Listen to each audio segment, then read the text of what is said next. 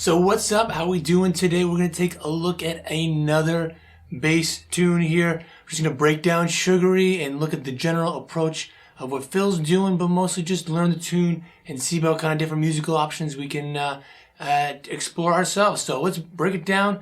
We got the verse, pre-chorus, chorus. Let's check out me playing with the backing track, playing the verse part, and then we'll see what's going on.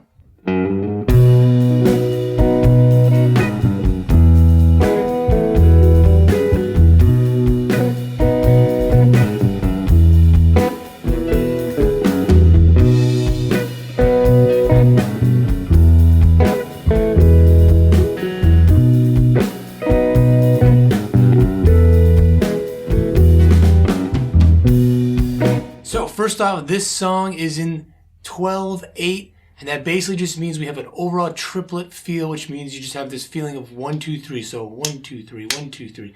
And specifically going 1, 2, 3, 4, 5, 6, 7, 8, 9, 10, 11, 12. 1, 2, 3, 4, 5, 6. And just doing that for, a measure for each one, and we're just doing B to E, right? So we're in the key of B Mixolydian, which, if you don't know what that means, you just have the B major scale with a flat 7. So instead of an A sharp, an A in there. And it's really the notes of the E major scale. And if that stuff is new to you, don't worry about it. I'm going to make a lot more content in the future breaking down more music theory. And I do have a series called Music Theory Basics, so check that out if you do want to know a little more about this understanding of this stuff. But for now, if it's confusing to you, don't worry about it. Just know that everything's revolving around B, basically. So we got our B chord and our E chord, right? So that's the verse part. That's all it is. So what was I just doing in that example playing along? I was doing barely anything. I was just playing roots, B and E. You can play these in different octaves and spots. We'll look more at that in a second, but I was just doing the B up high, going down to an E, right? But focused on just getting in the groove. That is the most important thing. Just playing music in general, I think, is just getting a groove, especially when it's groove-based music, like this. So just find that groove.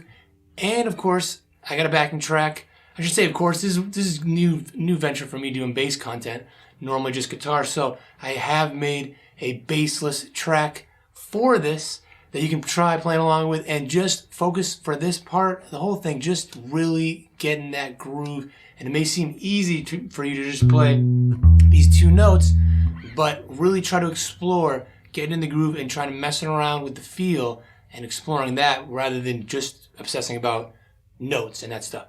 So that's all I'm going to say. I'm going to keep it real simple with the verse part, but let's check out the pre-chorus section and give it a listen and see what's going on there.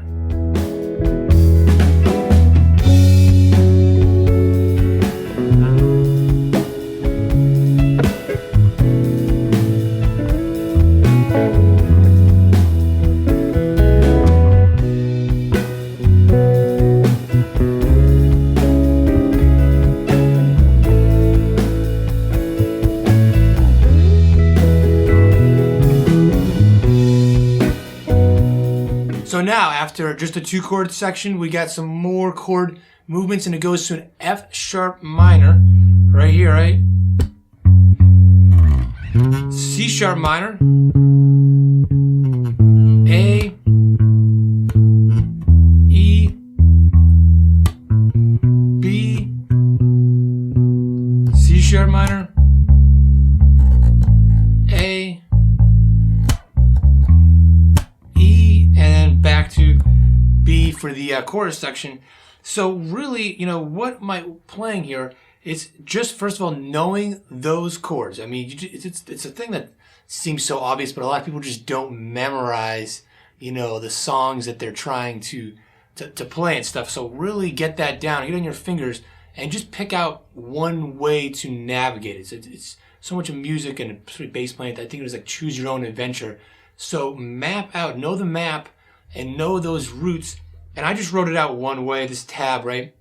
So know this, F sharp, playing C sharp minor up high, the A here, and really get in your fingers and again get that groove going, and then start expanding once it's really, really under your fingers. And now maybe you play here, and you go down to this C sharp instead of this C sharp here. So the first step is to know your octaves, your above and below. So if you get your F sharp here, you got your F sharp here, maybe a little too high to just start on that, but maybe not, but maybe you know, play low.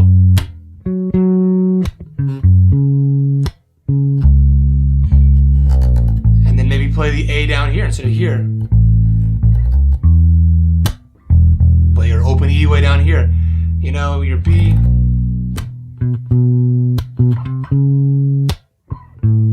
You know, that kind of stuff. So really get to know those octaves, and moving around, and just that right there alone can really open things up. And you may be thinking like, oh, okay, I know octaves, I know this. But how well can you really navigate switching between them, playing it, you know, one octave one way, another way, you know, doing it, changing while you're on it, that kind of stuff, and do it really smoothly and still keep that, again, groove going and not have the groove suffer at all, because that's the real key, you know. So, and the next thing is start to know your fifths. So you're going along, you can just bounce around between those two notes. So the fifth of an F sharp is a C sharp, the next chord. So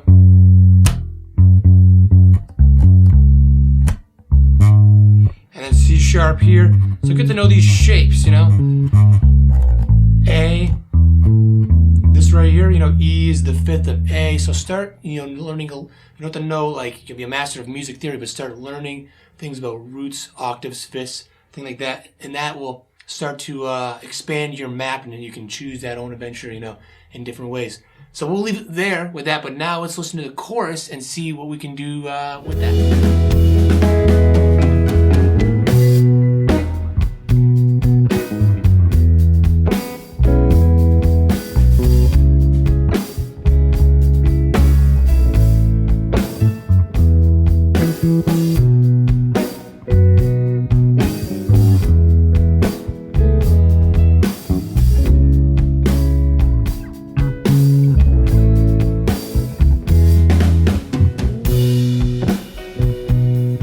So the chorus, we're starting off on that B again, just like the verse, and then going to E, but then they're adding in C sharp minor again, and then the only time where we have two chords in a measure, A, E, and then back there. So now it's the same idea. We can do, you know, octaves, just move it around.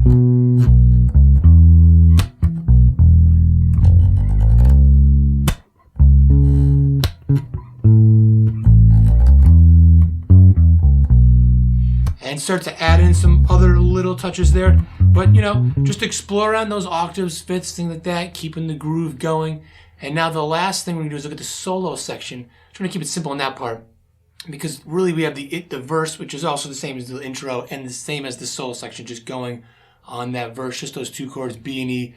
So let's listen to me kind of expanding upon that, and I'll show you the approaches I'm taking. There's so many things we can do, but I'm going to keep it real simple to look at one approach that you can kind of apply you're playing right now. But let's listen to it first, and I'll show you what's going on.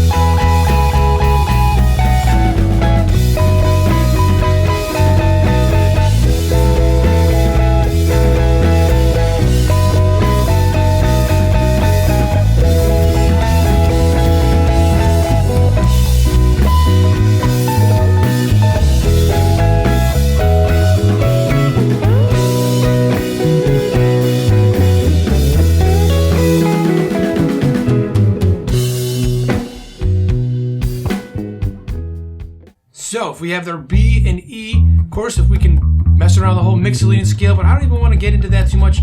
I think a great approach for this tune is to focus on the pentatonics for each one, the major pentatonics, get that really sweet sound, and just follow each chord with their corresponding pentatonics. So if you have B, that would be this scale right here, and then E, same thing.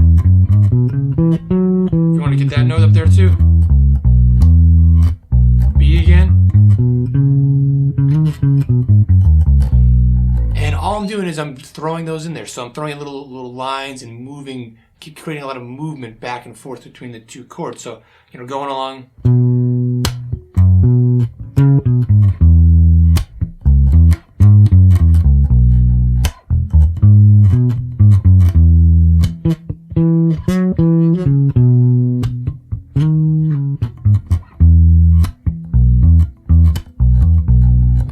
That kind of stuff, and try to really practice that on your own, where you can really keep the groove going, keep those hidden, that the root when you change chords, and so it's that guidepost, and so that you can hear the chord progression, hear that tune going in your head, even if you're just playing on your own. And of course, also try it with the track if you've got your bass and you got some time to practice along with the backing track.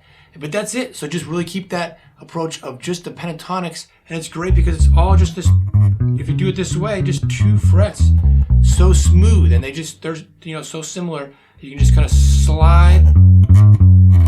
slide back and forth, slide in and around, and but of course, above all, keep it simple, keep that groove going. And if you've got any more tunes or approaches towards bass you want to know about, please just let me know in the comments down below. I just like to get feedback and see how things are going, if things are working for you, so that I know kind of more of what I can make, because I could just make breakdowns of any old song. But if a lot of people are raising their hand saying, hey, I want to hear a breakdown of this tune, then I'm more likely to get to that. So please let me know in the comments down below what songs or other things about bass you want to know about, or want a bass backing track for. And with that in mind, if you have your bass, check out the backing track over here. Get right to it and just work on getting in the groove and messing around with those octaves. All right, see you next video.